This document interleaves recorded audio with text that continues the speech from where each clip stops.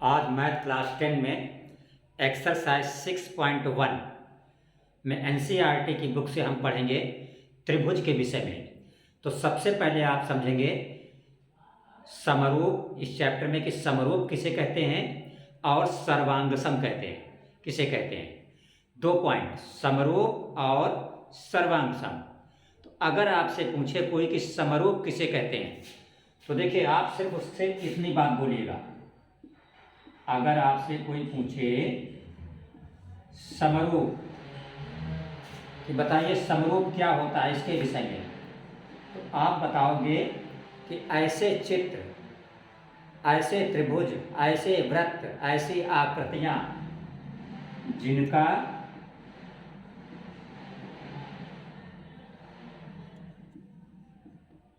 आकार क्या हो, समान हो। ठीक है। समरूप अगर आपसे पूछे कोई तो आप बोलेंगे कि जिनका आकार समान हो उसे कहा जाता है समरूप, और इंग्लिश में इसे कहते हैं समरूप को सिमिलर।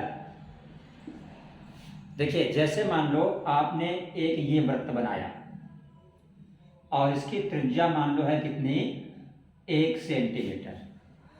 आपने एक दूसरा वृत्त बनाया, इसकी त्रिज्या मान लो कितनी है, 2 सेंटीमीटर। तो ये साइज में छोटे बड़े हैं बट इनकी बनावट एक जैसी है। कैसी है, गोल है। तो ये दोनों वृत्त कैसे हो गए, समरूप हो गए। मान लो एक त्रिभुज ये है और इस त्रिभुज की हर भुजा कितनी है, 1 सेंटीमीटर। एक दूसरा त्रिभुज ये है बड़ा, इसकी कोई भुजा 2 है और कोई भुजा 1 है। ठीक है। बनावट दोनों की एक जैसी है तो ये दोनों कैसे हो गए, समरूप हो गए। ठीक है। तो समरूप का मतलब जिनका आकार जो है समान हो। समान का मतलब एक जैसा हो। जैसे ये गोल है तो ये भी गोल है, ये त्रिभुज है तो ये भी त्रिभुज है। तो ये दोनों क्या हो गए, समरूप हो गए। अच्छा, अब त्रिभुज के मामले में देखिएगा, समरूप में कोई भी 2 त्रिभुज हैं।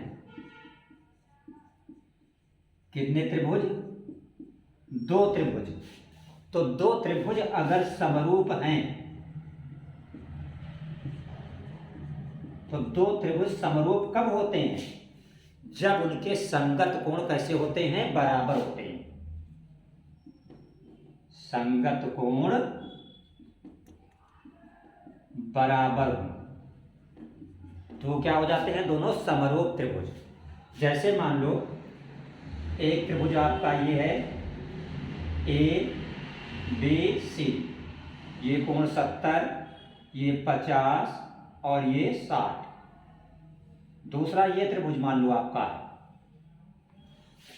अब इसका साइज बड़ा है लेकिन ये 70 तो ये भी 70 है, ये 60 है तो ये भी 60 है, और ये 50 है तो ये भी 50 है। इसका नाम दे दिया DEF। तो कोण A का संगत कोण कौन सा है, D। दोनों 50-50 तो संगत कोण बराबर। कोण B का संगत कोण कौन सा है, E। दोनों बराबर। कोण C का संगत कोण क्या है, F। दोनों बराबर। तो ये दोनों कैसे हो गए, समरूप। संगत का मतलब समझिएगा, जैसे हमारा राइट हैंड है तो आपका भी राइट हैंड संगत हो गया, हमारा लेफ्ट हैंड है तो आपका भी लेफ्ट हैंड, तो क्या हो गया, संगत हो गया। ठीक। तो अब आप समरूप को अच्छी तरह समझ गए होंगे, क्योंकि इस चैप्टर को पढ़ने के लिए आपको ये क्लियर होना चाहिए पॉइंट कि समरूप और सर्वांगसम किसे कहते हैं। तो समरूप का मतलब एक जैसी बनावट। त्रिभुज के मामले में समरूप होने की शर्त है कि संगत कोण क्या है, बराबर होने चाहिए।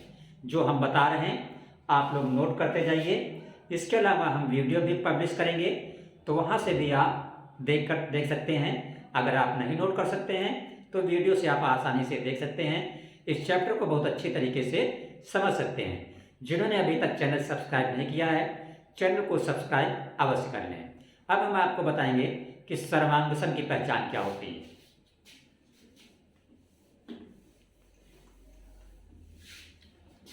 देखिए, अगर आपसे कोई पूछे कि बताइए सर्वांग सम किसे कहते हैं, क्या है सर्वांग सम? सर्वांग सम को इंग्लिश में कहा जाता है कॉन्ग्रुएंस। इसके विषय में सर्वांग सम के टाइप जो हैं हम इस चैप्टर में नेक्स्ट एक्सरसाइज में आगे चल के आपको बताएंगे। तो सर्वांग सम की दो पहचान होती हैं। नंबर 1, आकार समान हो, समान का मतलब एक जैसा, और नंबर 2, शेप एंड साइज, आकार और माप। ठीक है, इन्हें कहा जाता है सर्वांग सम। फॉर एग्जाम्पल, अगर आप वृत्त के मामले में आ जाएं तो जैसे मान लो ये हमने वृत्त बनाया एक, इसकी त्रिज्या कितनी है 1 सेंटीमीटर। दूसरा वृत्त ये है, इसकी भी त्रिज्या कितनी है 1 सेंटीमीटर। भाई वृत्त का जो साइज है किस पे डिपेंड करता है? त्रिज्या पर। त्रिज्या छोटी होगी वृत्त छोटा होगा, त्रिज्या बड़ी होगी तो वृत्त आपका जो है कैसा होगा? बड़ा होगा। तो ये देखिए दोनों का आकार एक जैसा है और माप भी बराबर। तो ये दोनों वृत्त कैसे हैं? समरूप होने के साथ साथ सर्वांग सम भी हैं। त्रिभुज के केस में देखिए, जैसे मान लो एक त्रिभुज ये है ABC और एक त्रिभुज ये है DEF। अगर AB बराबर हो DE के, भुजा BC बराबर हो EF के और AC बराबर हो DF के, तो ये दोनों त्रिभुज कैसे हो जाएंगे? सर्वांग सम हो जाएंगे। तो आई होप अब आप अच्छी तरीके से समझ गए होंगे कि समरूप क्या होता है और सर्वांग सम क्या होता है। अब देखिए इसका क्वेश्चन नंबर 1 जो है फिल इन द ब्लैंक्स। हमने यहाँ पे बोर्ड पे आपका लिख रखा है ये क्वेश्चन। देखिए पहला क्वेश्चन आपका है, ये देखिए यहाँ पे लिखा है सभी वृत्त होते हैं, बीच में कैसी खाली जगह। तो सभी वृत्त कैसे होते हैं? भाई कोई वृत्त छोटा है कोई बड़ा है, तो कैसे हो गए? समरूप, एक जैसा रूप। तो सभी वृत्त कैसे होते हैं? समरूप। इसको आप फिल करेंगे, ये आपका आंसर है। दूसरा देखिएगा, लिखा है सभी वर्ग होते हैं, यहाँ पे फिल करना है। तो सभी वर्ग कैसे होते हैं? जैसे मान लो एक वर्ग ये है, हर भुजा 1 सेंटीमीटर है।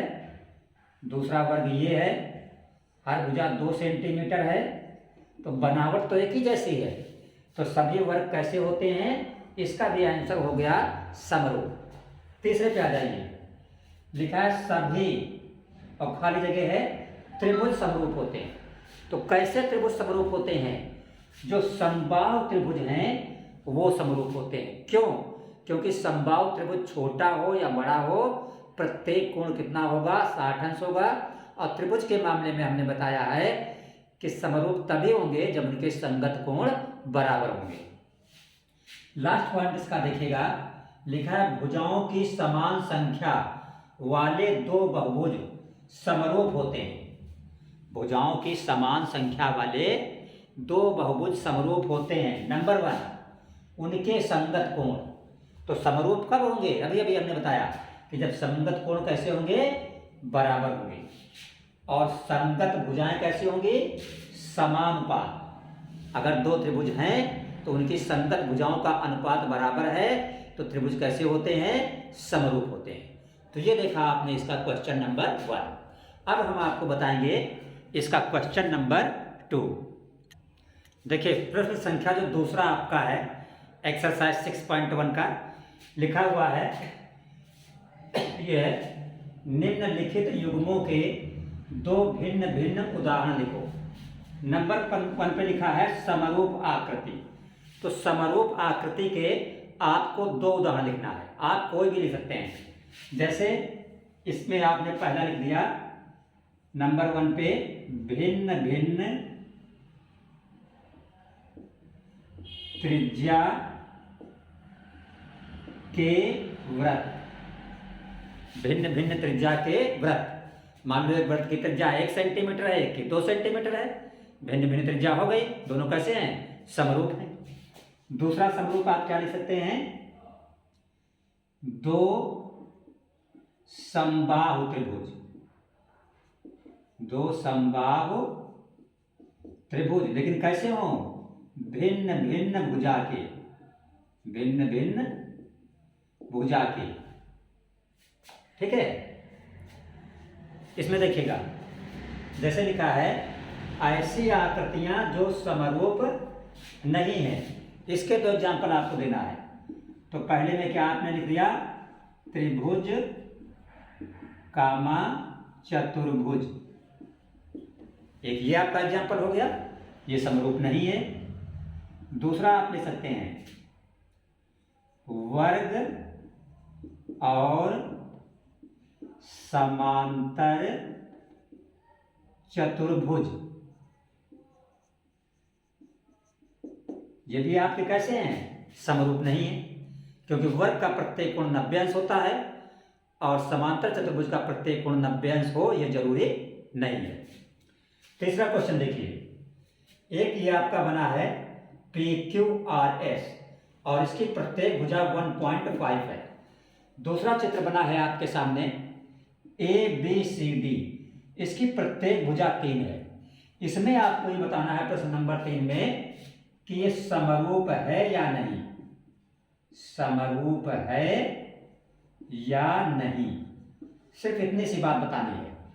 तो देखिए ये 1PS की संगत क्या है? 3, तो अगर 1.5 करोगे, चलिए वहां पे डिटेल में जाने की जरूरत नहीं है, आपको सिर्फ यस नो में आंसर देना है।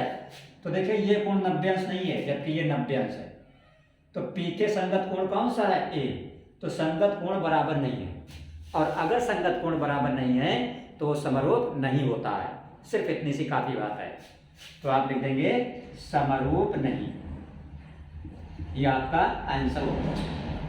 क्यों ये दोनों चित्र समरूप नहीं है? फिर से सुन लीजिए, क्योंकि संगत कोण बराबर नहीं है। ये 90 अंश से कम है, ये 90 अंश है, ये 90 अंश से ज्यादा है, ये 90 अंश है, इसके संगत कोण बराबर नहीं है, इसलिए ये समरूप नहीं है। तो आई होप तीनों सवाल आपको जो है ये अच्छी तरीके से समझ में आ गए होंगे।